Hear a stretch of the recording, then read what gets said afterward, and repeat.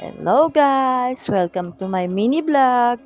Ang lulutuin natin ngayon ay ginataang tilapia na may kangkong. Ayan, hinugasan ko na po yan ng maigi para hindi malangsa. Nakaready na rin yung mga ricado natin. Ayan, ilagay na po natin sa kawali. At lagyan ng suka, paminta, at ilagay ng mga ricado at isang tasang tubig. At nilagyan ko na rin po siya ng gata.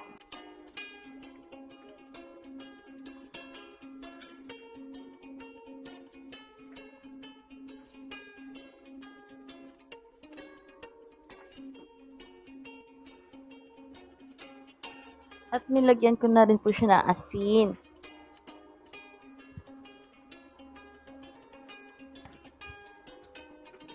Ayan, lutuin na natin. Ayan na po, kumukulo na po siya. Nilagay na po natin yung kangkong sa ibabaw.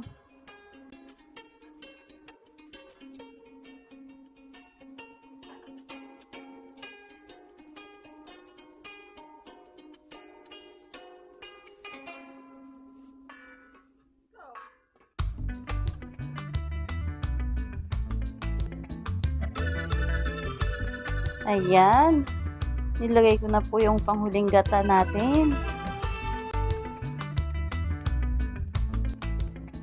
Isa pang kulo at pwede na siyang lapangin.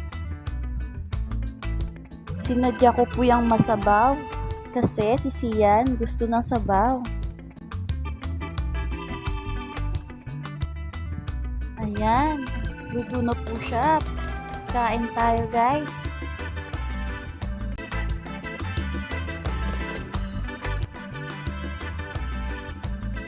Thank you for watching guys. Salamat po. Tara at kumain.